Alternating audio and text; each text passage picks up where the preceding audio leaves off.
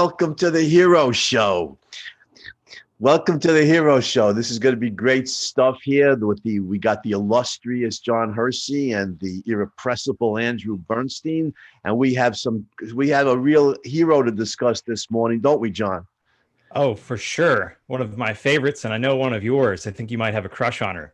If I was alive at that time, I would have. I mean, what did they call it? We're talking about Amelia Earhart, of course, the immortal aviatrix, and I love that word, aviatrix. But the great aviator Amelia Earhart, and would they call her America's sweetheart or America's darling? Something like that. After she overcame these ignorant social prejudices that women shouldn't fly, she became enormously popular and deservedly so. The Queen of the Air, they called her. The Queen of the Air. I like it. I like it. A tomboy from the get-go, loved adventure, loved just tramping around her neighborhood. So her and her sister, they would catch frogs and they would shoot at rats with a little gun and do all kinds of girl stuff, you know? They were real girly. Yeah. Fortunately, their mother, wasn't Amy Earhart, did not raise her daughters to be nice little girls and let them, and maybe even encourage them to be these very active kids. Like you said, they had a gun. They shot rats. They said one story about it was that with their uncle's help, they built a ramp from the tool shed or garage down, and Amelia came down there in a sled or a wagon or something and was flying briefly before she hit the ground and tore up her lip and her knee and her dress and everything. But she got up and said something like, "Well, what an adventure! It's almost like flying." So yeah, you were right. These were adventurous. These are two adventurous girls, Amelia and Mealy, they called her, right? And her sister Grace, I think her nickname was Pidge. I love it. Amelia and Pidge. Yeah. Very fitting nicknames for a couple tomboys. And you're right. That was her first flight when she was maybe 11 or something? Something like that. Yeah, she was a kid. It would last for a few seconds and hit the ground harder than you would like, but she survived. Obviously, we should give her dates, right? Amelia Earhart was 1897 to 1937, and this is a real American story. Overcoming these kind of social prejudices. It's just endlessly fascinating, John. How ignorant, people often are. Women shouldn't fly. Well, why not? if she wants to be a pilot or today an astronaut, why shouldn't she fly? I mean, there's no rational answer to that question. Yeah, you're right. Especially at this time, it was really something that only could have happened in America and only could have really happened at this time. That's right. And,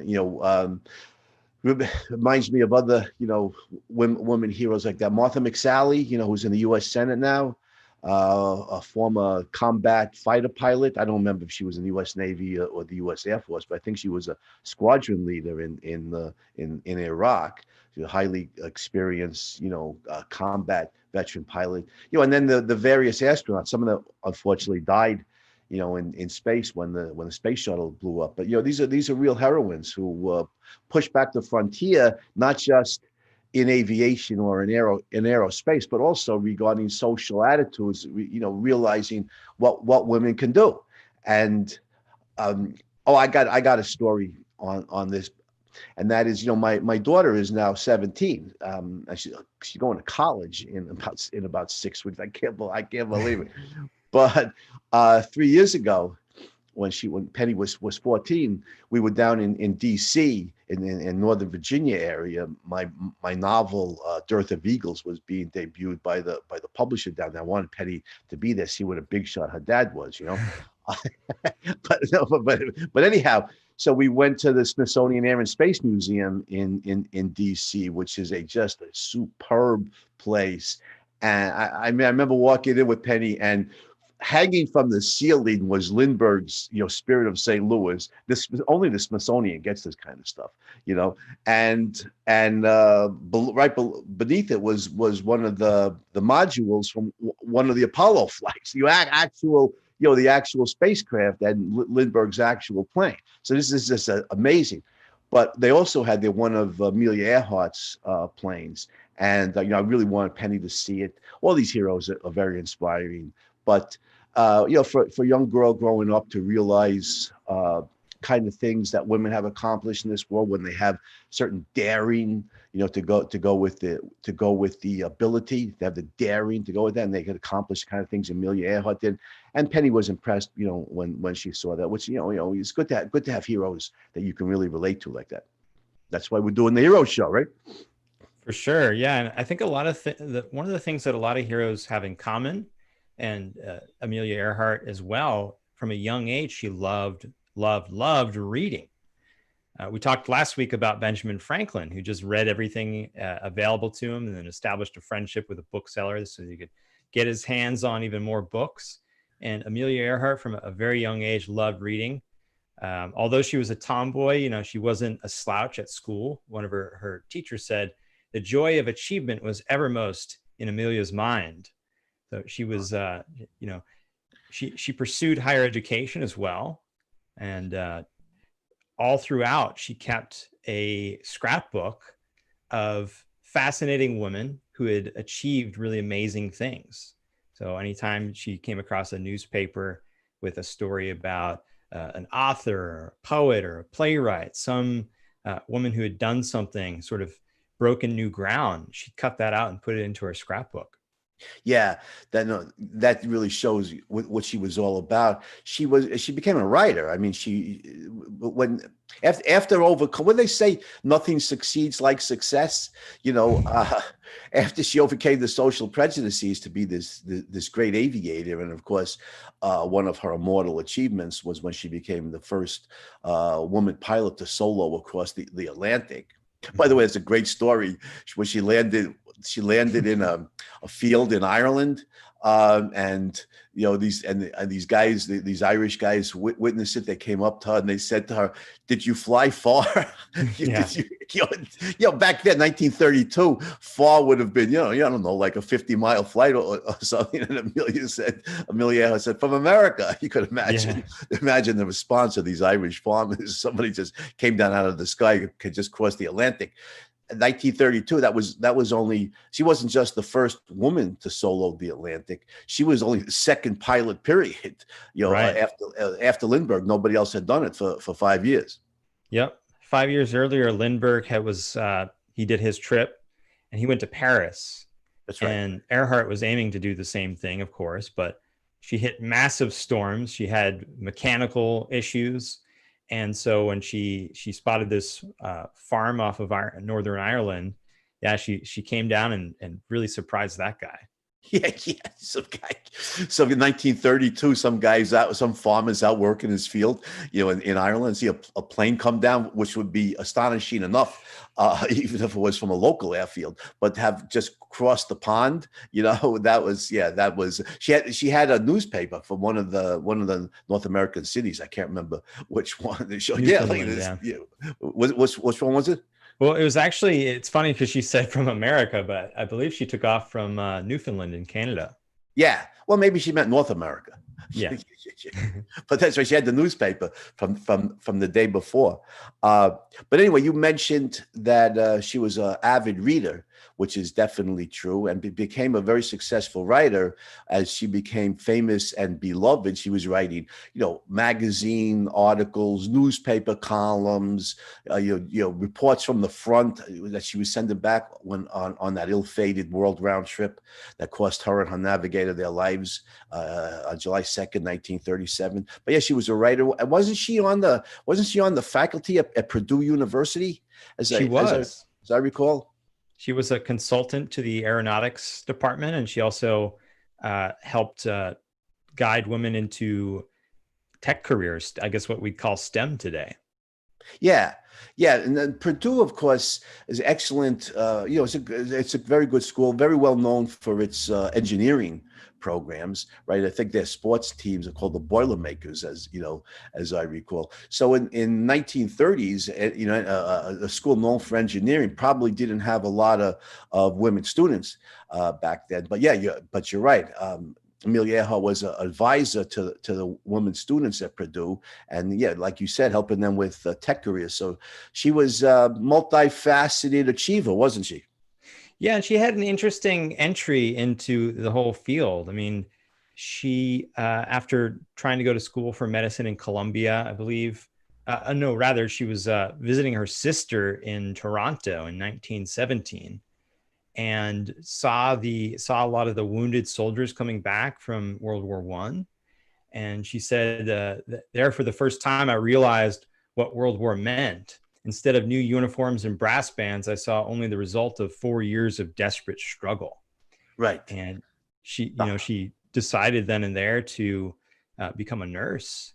So there she was, helping aviators, a lot of them that were coming back missing limbs.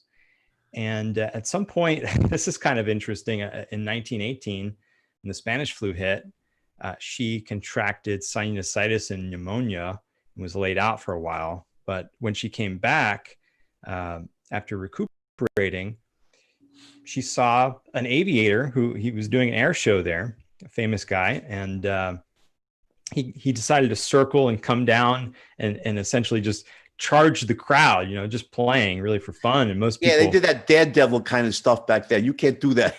Yeah. They used to fly upside down under the East River bridges in New York City, barnstorming. They did that kind of crazy stuff. But now we've got the FAA. Yeah, that's right.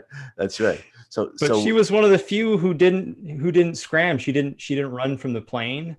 And later on, she said that little red plane, I think, was speaking to me. Yeah, as it swished by. Wasn't that her term? The plane spoke to me as it swished by. Yeah, she just stood her ground there. The plane just buzzed the crowd. She knew shortly after that. I think it was shortly after that she had her first flight in a plane as a passenger, right? And then she said she just had the bug. I knew I had to fly. In 1920, she went and visited her parents, moved actually to be with them in Southern California, and went to I believe a fair there. And a guy named Frank Hawks, a famous aviator at the time, was giving little 10-minute flights. And her dad bought a flight for her, and it just bit her. It was, bit her like the bug. She was immediately hooked and decided that that's what she wanted to do for her career. Yeah. I just happened to have here, John, a copy of the Hero book. Heroes, love that book. Legends, thank you. Heroes, Legends, Champions, by the illustrious Andrew Bernstein. Yeah. Just by coincidence, I happen to have a copy here. And of course, I want to read a section from it, but about Amelia Earhart, who I use as an example in the book. But I mean, this is what we should point out, and your good point out of moral philosophy. This is what it means to hold values. Something that you find deeply important is profoundly meaningful to you, and then you devote your life to it. Aviation was just a passion for Amelia Earhart. She loved it. This was her career value. Probably, I think, was by far the most important thing in her life. And so she filled her life with what she loved. And this is how you live a purposeful, meaningful, passionate life. And as she lived and died, doing what she loved. So I mean, there's tremendous admiration in that, and there's a life lesson there. Not that we want to die, nearing our 40th birthday, but she did what she loved, and although she died young, we could certainly say she died doing what she loved. And then that, not everybody can say that, at least not honestly. Yeah, we talk a lot about the relation between your emotions and career, and one of the things that I learned later on in my life, and I really wish I had learned earlier, was that really your emotions are your means of experiencing your values. That's right. And so if you're hooked by something, if you're passionate about something, then you ought to really pursue that, learn more about it, and just go get it. Right. And not let ignorant social prejudices stand in your way. Was that great line from Amelia Earhart? She said, "Never interrupt somebody doing something you said couldn't be done." I love it. Let me That's repeat a that. beautiful line. Never interrupt somebody doing what you said couldn't be done. There's a great line. And I think I pointed out in the hero book, a leitmotif in her life was never interrupt somebody doing what they love, right? Never Yeah. interrupt Well, don't let me what they interrupt love. you. I know you were going to read that beautiful passage on Earhart there. Yeah. You have Well, that handy? yeah. Well, like I said, I just happened by coincidence to have a copy of this book with me that the publisher very generously donated to our cause. But uh, here, before a dangerous flight, she had written in a letter to her husband. By the way, she married George Putnam from Putnam Publishing House, and he must have been a persistent guy Oh because yeah. he proposed to her 6 times before she finally accepted. So her husband illustrates the virtue of persistence, right? But Right. And when he did accept, it was on her terms. She made yes, that pretty clear. yes, she was an extremely independent spirit, and he was man enough to realize that he wasn't going to try and she had that first plane that she bought when she was young was a brilliant yellow, and she dubbed it the Canary. Mm-hmm. But Amelia Earhart was more an eagle, that she could soar, she could fly, and he was man enough to realize you can't coop up an eagle. Anyway, she would have refused if that's what he wanted. But before a dangerous flight, she had written in a letter to her husband, quote, "Please know I am quite aware of the hazards. I want to do it because I want to do it." I italicize that. I love it. I want to do it because I want to do it. Women must try to do things as men have tried. When they fail, this failure must be but a challenge to others, unquote. Amelia Earhart broke ground both as an aviator and as a woman pioneer, showing how much was possible. She reached notable achievements because she permitted neither dangerous impediments nor social prejudices to stop her from doing what she loved. "Never interrupt someone doing something you said couldn't be done," she stated. Implicit in her life was the further assertion, never interrupt someone doing what they love. And this is what it looks like: to hold values, to live in accordance with them, and if necessary, to die doing that which brings meaning into your life. And such an inviolable commitment to values is the essence of heroism. Beautiful. And I think, yeah, thank you. And I think, Amelia Earhart is a true heroine, and certainly is as inspired any number of us. And there's another important point there, John. I mean, it's good for girls growing up to see, all these achievements that women have done. But we can all be inspired by this, regardless of gender or race.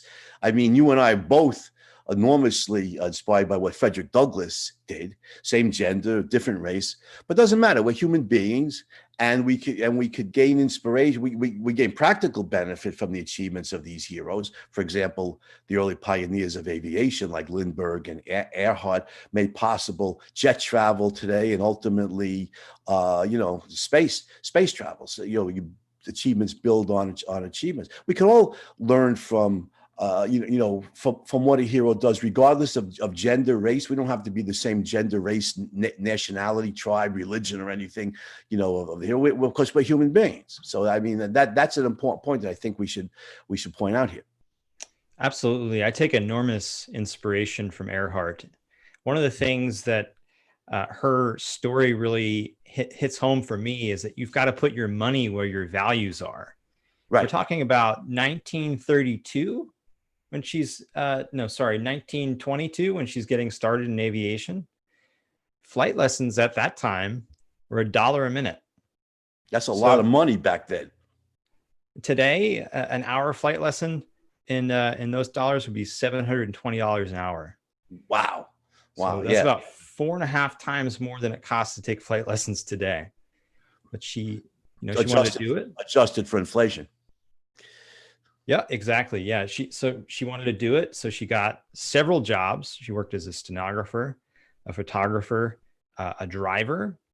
And she just, on the weekends, she took flight lessons from another pioneer female aviator, Netta. Let me get her name right. It's Netta. I'll come back to you on that one. Okay. Yeah, I know you're talking about, but I forget her name. I forget her name also. But yeah, you keep. Snook. Netta Well, no, Snook. how can you forget? How can we forget that name? I know, it's Netta so Snook. I mean, there's an immortal name if I ever heard one. I'm going to steal that name for a female character in one of my novels. I love it. the perfect Netta character Snook. name. Yeah, she would sit in the back seat. That's how they taught then. Netta would be in the back seat directing Earhart on how to use the controls. Yeah. Did she have a break? Like it's not like teaching driving, where you have a break on the right hand on the passenger. So you're up in the air. It's a little hairier than that. But yeah, anybody back then. Yeah. I mean, anybody who pioneered aviation back then had courage, right? Because it was, flying was dangerous. It was new. The planes were flimsy by our standards. They were very susceptible to storm and wind. It was enormously courageous, and for young women to do it even more so, because there was not just the physical dangers of it, but the social prejudices that people would look down. What are you doing? Back then, 100 years ago, the idea. Even in the United States, which was a pioneering country, the idea was, women basically belong in the home. They should get married, have children, and be good wives and mothers. Which is we don't want to make fun of that. Being a good mother, if you're a full-time mother, as I can see why somebody would choose that as a career. You love the children; it's enormously fulfilling, and that is a tough job. But it's a choice. Right. And it's a choice. And society shouldn't have the kind of authority, like say in the large parts of the Islamic world, it still does, where they'll legally prevent women from from getting an education. Or wasn't it just recently in some of these Arab Islamic countries that women were allowed to drive a car? Saudi Arabia, I think just last year, the year before, they just got that. It's unbelievable. It's unbelievable. Saudi, well, let's hear it for Saudi Arabia. They're moving into the 20th century while the rest of us are in the 21st. So they're catching up. But those kind of ignorant social prejudices lead to legal restrictions. Now, the United States didn't have those kind of legal restrictions, but still, to stand up against a conventional worldview is often courageous. It requires courage and, like you said, independence. And Amelia Earhart didn't lack for that, did she? She definitely demonstrated amazing independence. And in 1922, 2 years after taking that first flight with Frank Hawks, she bought her Kenner Canary. We were talking about that yellow plane. And she set a record, 14,000 foot altitude record. Right. Yeah, that canary could fly. Canaries are known to sing, but that canary could fly 14,000 feet. Right. That was a woman's altitude record. Following year, she became the 16th woman in America to get her international pilot's license. 16 out of a population of over 100 million, right? So it'd be 50 some odd million women. Okay, that's certainly a distinction. And like we already mentioned, she became immortal, with the transatlantic solo flight in 1932, and it was enormously popular after that. Let's just say she was enormously popular, but she made a number of other very difficult solo flights. The one from Hawaii to California, I think, was the first solo flight across that part of the Pacific Ocean, wasn't it, by anybody? It was, yeah. I believe there were some racers that attempted to do it in 28 a few years earlier and didn't make it. They crashed and died. Yeah. Right? This was a dangerous solo flight that from Hawaii to California. It's interesting, isn't it? Because today you get on a plane in LA or in San Francisco or even in New York and fly to Hawaii. Well, it's a long flight, but it's not it's not a big deal. But back then you're taking your life in your hands to try that flight, and she was the first one to do that. And then of course also the first to solo from Mexico City to the New York area.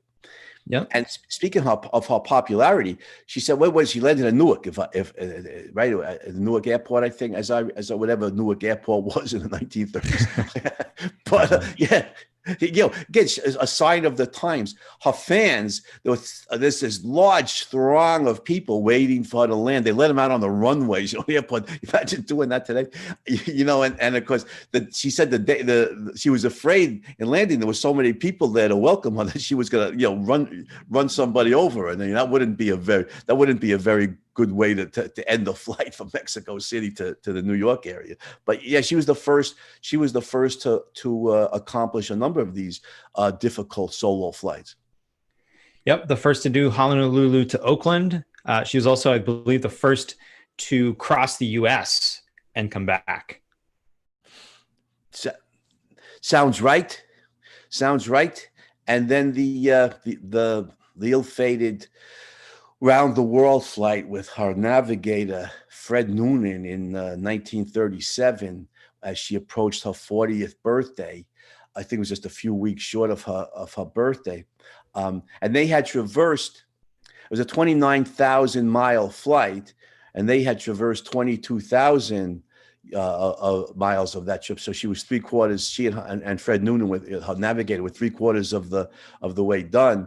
And to this day, like we said, yesterday was the anniversary of their disappearance over the South Pacific. It was 83 years.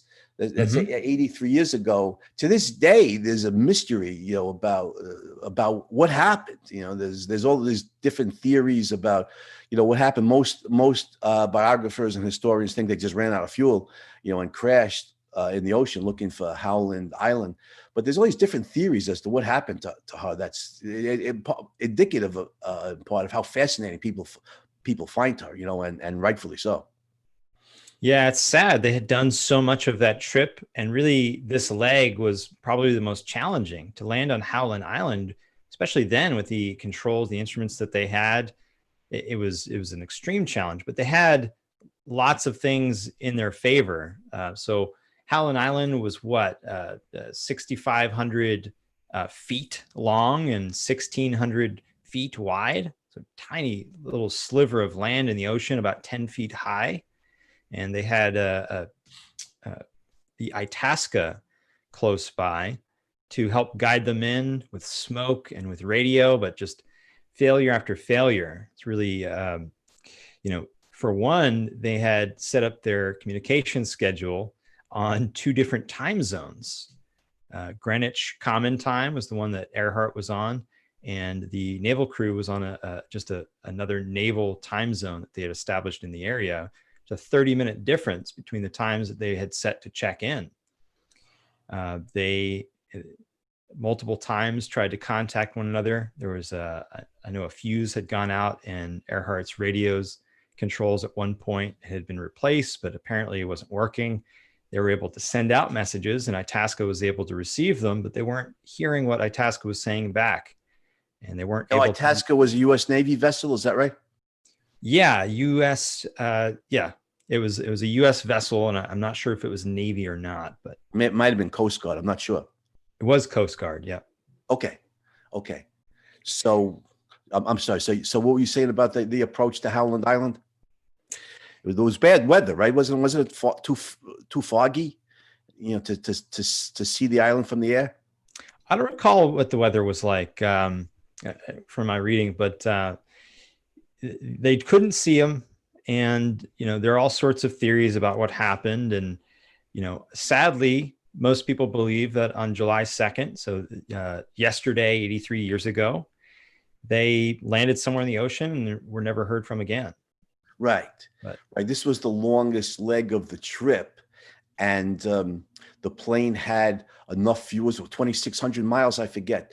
But it was the longest leg of the trip, and the plane had enough gas, had enough fuel to make it, but barely. There wasn't, there wasn't a lot of margin forever. Some historians think that they had not been able to fuel the plane fully, at the last landing zone. But anyway, they most likely ran out of fuel, circling from what I was reading about this in heavy fog, over the Pacific Ocean, looking, as you said, John, looking for this tiny strip of land in the middle of a vast ocean. And the instrumentation, and you pointed that out nicely, the instrumentation in 1937 was not, it's not what you would be flying with today. It was primitive and crude by any contemporary standards, and tragically, they most likely, the likeliest hypothesis is they crash landed in the ocean, and they drowned or died in the crash.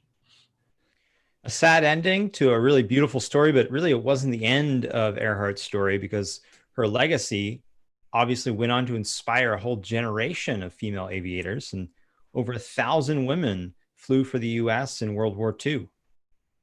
Right. The inspirational value there, and I'm sure a lot of them, regarded Amelia Earhart as a hero, to them, and probably a lot of the men too. She was beloved by this time, and there was a massive search for her. But we should point out, by the way, because you said at the outset that I had a crush on her. If I had, who wouldn't? Yeah, if I had been alive in the 1930s, I would have. First of all, she was adorable. You see the photographs, with the curly, the curly short hair and the leather jacket that she made famous. She was tall, slender. She was certainly a pretty girl, very attractive woman, with a highly intelligent and the salient virtue here, enormous independence. I mean, her spirit was she was so full of vitality and life. Any healthy human being should be, in love with Amelia Earhart, and of course, and be inspired by her. So I'm sure you're right that the women who flew for the United States during the war, World War II, most of them were inspired by Amelia Earhart. I wouldn't be surprised if some of the men were also. Many certainly were. And several aviators went on to commemorate Amelia Earhart by retracing her flight. There was Anne Pellegrino in 1967 for the 30th anniversary, did Earhart's route, and she dropped a wreath over Howland Island as she flew past. And then in 1967, of course, the advances in aviation were dramatic. So absolutely, so she would have had the enormous advantage of 1960s aviation technology that would that Amelia Earhart had that, no doubt she would have been able to find Howland Island with the radar and instrumentation available by the 1960s, even in heavy fog. Yeah, she did it in a plane similar to Earhart's, but not exact. Now, for the 60th anniversary in 1997, Linda Finch, I believe a San Antonio businesswoman who also was a pilot, she did that flight in a restored 1935 Electra, the same plane that Earhart was using. I don't know. I highly doubt that her instruments were the same. I think that I hope not. I do not want to attempt an around the world flight with the instruments available in the 1930s. Absolutely. But yep, she successfully did that in 97, and it's been done again since. In fact, there's a girl named Amelia, I forget her middle name, Amelia Earhart. She's a correspondent for a news organization and also a pilot, and has recently done this. I think it was in 2014 she did the trip as well. That's her name, Amelia Earhart? It is. They've done genealogical research, and apparently there's not a connection. But she was told when she was young that she was descended from Amelia Earhart, and apparently that inspired her. She now has an organization that provides money for young women to fly. Nice. Which reminds me that Amelia Earhart, the original, back in the woman we're talking about, who was born in 1897 and died in 1937. She became the head of an organization of women pilots called what would they call themselves? The 99s. The 99s. Because there were 99 members. There were 99 members in the organization, and well, having Amelia Earhart as the head of that organization and given her accomplishments must have been enormously inspiring to the other ladies involved. But this is like you said, John. It's a sad ending to a brilliant life. But when you accomplish things at the level that she did, there's a certain sense in which you don't die. I mean, Amelia Earhart has become immortal, and not just you visit her plane at the Smithsonian and and read her story, but she's just. When I was a kid, like when we was talking about this last week, right? That the American public school systems, like I said, were really terrible. They weren't yet the atrocity, that they've become since. I was talking about, how in college in my American lit classes we read excerpts from the Autobiography of Benjamin Franklin. Back then people could still, the young people could still read, and I don't want to be too pessimistic. I still have students today who can read. There's just a alarming no, seriously, there's an alarming number who struggle with the mechanics to read, and that's a disgrace. But that's a topic for another day, right? But in 1960s, 1970s, most high school kids could read, and Amelia Earhart was so well known. There were always biographies of her available. She had become, books, any number of books about her. She had become immortal, and when you achieve at that level and have the courage that she did, there's a sense in which you never die, but your spirit lives on to not your achievements, the practical achievements, and your achievements live on as inspiration also for other people. And that's certainly true in her case. Yeah, she said, there's a definite romance, and she even said this herself to it, and that romance lives on. She said, perhaps I'm prejudiced, but to me it seems that no other phase of modern progress contrives to maintain such a venom of romance and beauty, coupled with utility as aviation. Within itself, this industry embraces many of those scientific accomplishments which yesterday seemed in fantastic impossibilities. Venom? She used the term venom? Yeah. That's an interesting choice of words. But yeah, you could see why aviation and today aerospace, are fascinating to people. There's a certain exhilaration in it. There's the exploration, the challenges, and another one of our heroes, Ernest Shackleton, the great Antarctic explorer, who I'm sure we'll do a show on Shackleton one day.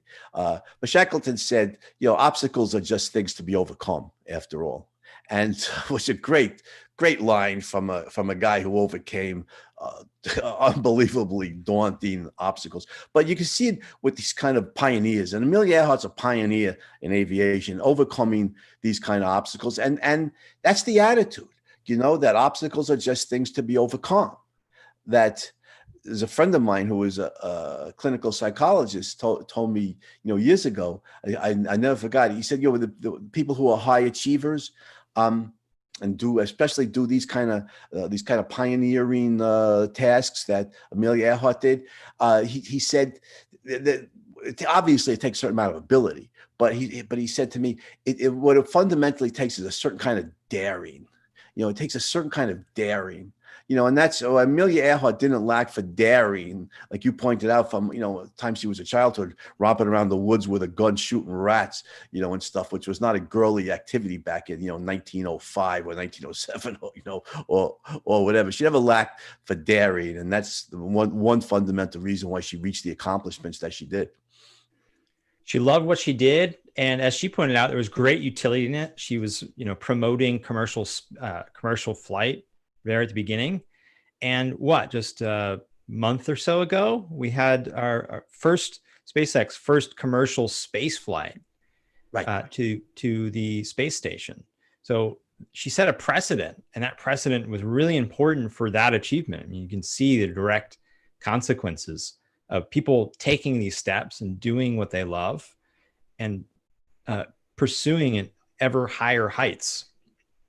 Yeah, absolutely. And it's indicative of the way that achievement, you get accomplishment built on accomplishment in a free society and in a free market.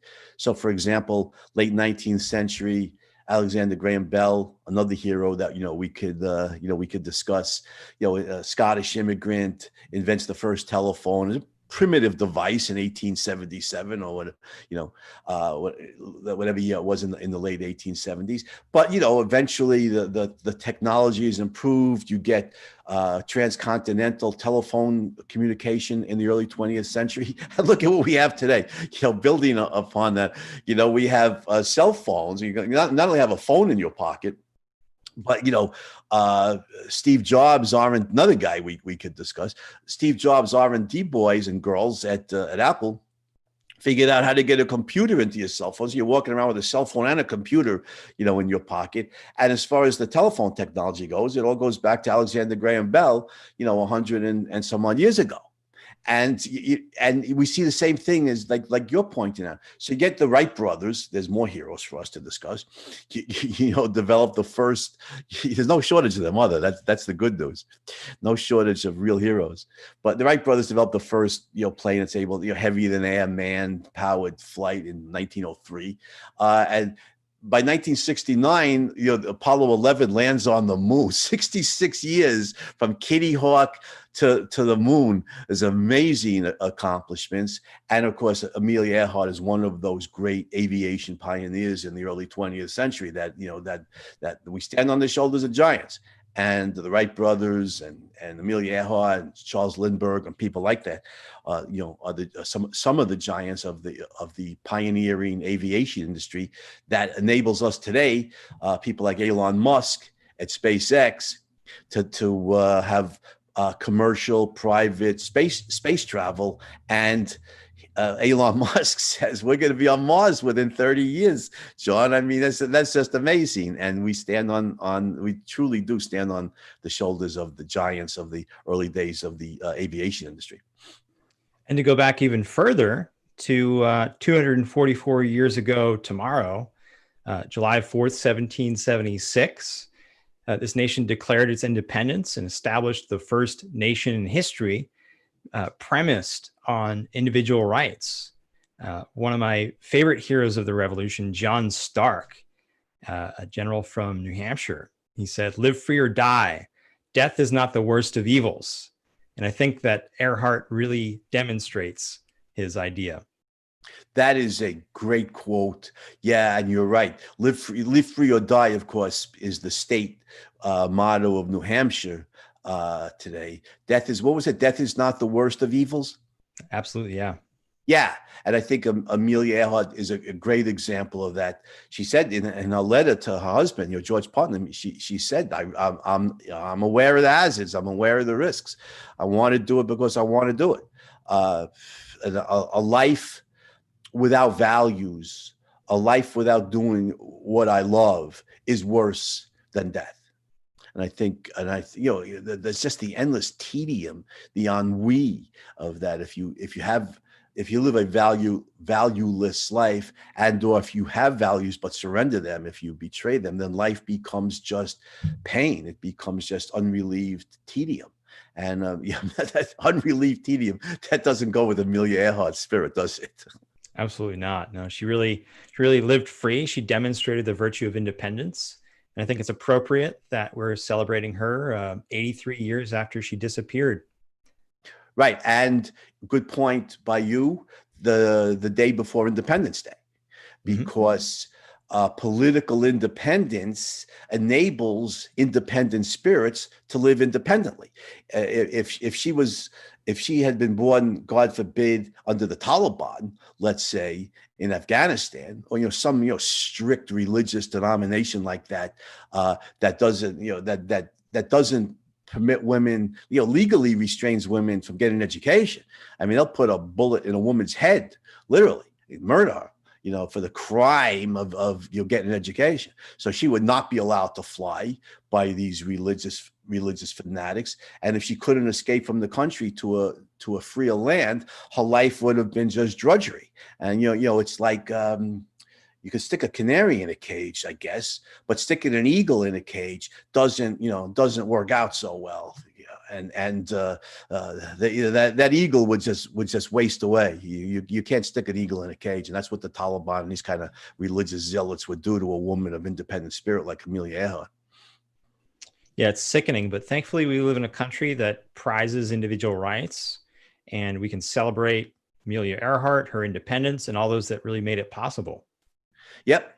And Independence Day, and it's particularly important right now where there are these leftist thugs. I don't want to, introduce too much, negativity into the positive show here, but these leftist thugs, burning down cities and pulling down statues, some of which I think shouldn't be standing. These Confederate guys, I don't think should be commemorated publicly. That doesn't mean I want to see thugs, pulling them down. But, to deface and or pull down, statues of Thomas Jefferson and James Madison and George Washington, granted, they were slave owners, and we have to acknowledge that and condemn it. But the great things they did merit our, merit our attention and our admiration in establishing the free country and the principle of individual rights the country was based on. However hypocritical the Virginians were on this, and we could condemn them for that, it was that principle that enabled the 13th Amendment. There'd be no 13th Amendment if it weren't for the principle of individual rights. And that's the problem in many places around the world where slavery exists, North Korea, Sudan, Mauritania, places like that where slavery not only is widespread, but legal. There is no principle of individual rights, so there's no possibility of an equivalent of a 13th Amendment to end slavery in North Korea under the communists, or in Sudan under a strict Islamic regime. So we need to celebrate those heroes of independence that made possible so much, including, an independent woman to stand up to social prejudice, say, well, you don't have to like it, but you can't stop me, right? You can't legally stop me. It's a free country, buddy. Absolutely. Well, I gained tremendous inspiration from talking about Amelia Earhart, and I know I'm going to live a more heroic day because of it. Yes. And I think that's a good place for us to sign off. And so let me say to you, John, have a great Independence Day, and may you live a more heroic life, my friend. You as well. Thanks, Andy. Thanks, everyone, for tuning in. All right, take care, everybody. The Hero Show will be back again next week with another exalted hero.